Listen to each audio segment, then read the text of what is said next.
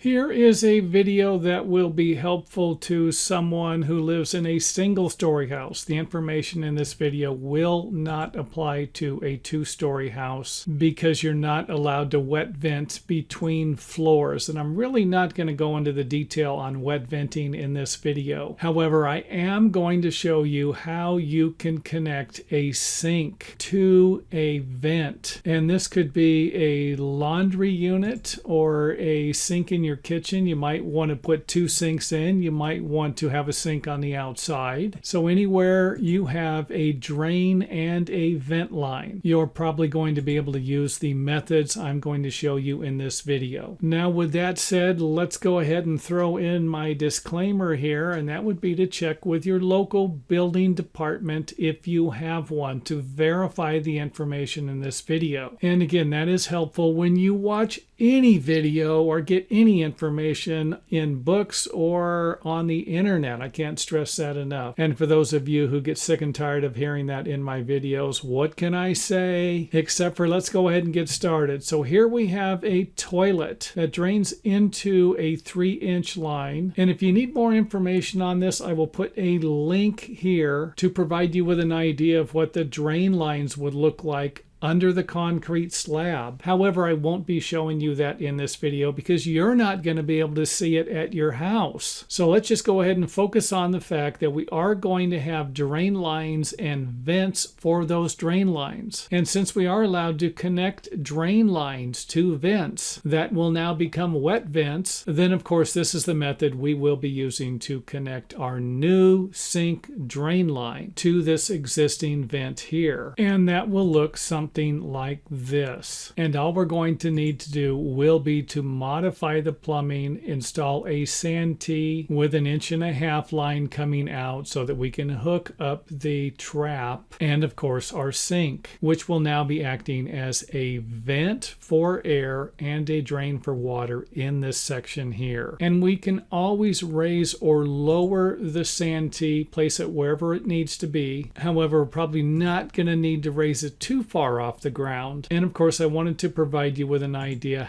how this vent pipe sticks out of the roof and also allows waste gases that can accumulate in these drain lines to vent out and not enter into your home. Or should I at least say enter into your home as easy. Maybe you might get a strong wind come up here and blow all of this stuff around and in through the front door, and then you're going to have a problem. However, let's just hope that doesn't happen. And of course, you can always lower it. For example, if the clean out is in the way, you can always raise or lower the clean out. So again, don't get fixed on one way of doing this because you might need to get a little creative. And that would include a setup like this. And this is a setup we're going to be using in our example. So what we're going to do is take everything apart and then put it back together. And I wouldn't suggest cutting all of this stuff up and then putting it together. I would suggest creating some type of a plan, and that might include dry fitting some of these pipes together. And that means that you would just kind of connect some of these together without gluing anything together. However, I wouldn't suggest just hacking out a section of this and then figuring everything out. So let's go ahead and remove the santee, the next pipe, and then the clean out. And if at all possible, try to keep this pipe as high as you possibly can above the floor, just in case someone in the future needs to cut it again and make some modifications. Because if you don't, then the next person's going to have to jackhammer out some of the concrete to connect to the pipe, and that's probably not going to be cheap, and of course could be time consuming if you're not paying a plumber to do the work. So either way, let's keep this thing up as high as we can above the floor. And of course the next step will be to attach the clean out to the pipe with the correct adhesive. And then of course we're going to want to connect our next pipe and then our sanitary tee, of course.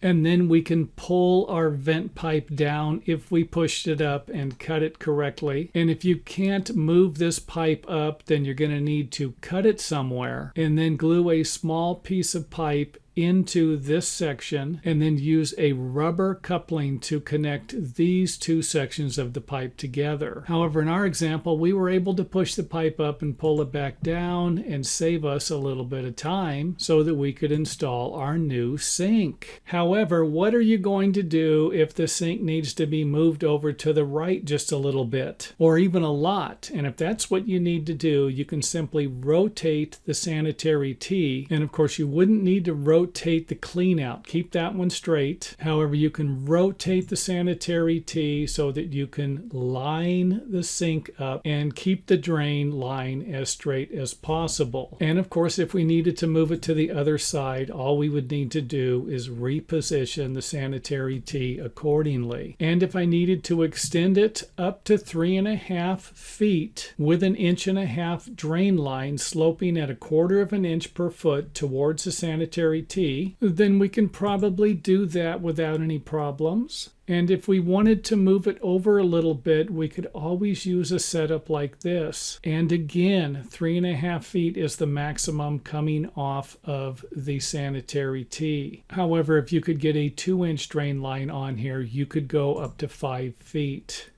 So something like this would have maybe a 45 or a 22.5 degree angle and maybe fit inside of a large cabinet to hide the drain line there. And in our last example, you could always do something like this if you needed to keep it closer to the wall. And in a situation like this, you might be able to fur the wall out and then drywall over it to hide the pipe. Now let's take a look at the water supply for the sink. And of course, you can get that from any of the plumbing that you can find in the wall or maybe in the ceiling. And in our example here, I got a T connector and then 90'd it around to come out so that we could have hot and cold water. And of course, this is going to be a little bit easier than doing the drain most of the time. But again, it's going to depend upon the situation that you have and whether or not any of these situations can be duplicated or used in a combination with your creativity to solve your problems. Now, if you have a situation that I didn't cover in the video, feel free to email me a picture and I'll be glad to take a look at it and maybe even make another video. So hopefully this helped, and if it did, make sure you let us know by hitting the thumbs up button or leaving a comment in the comment area letting us know how awesome these videos are.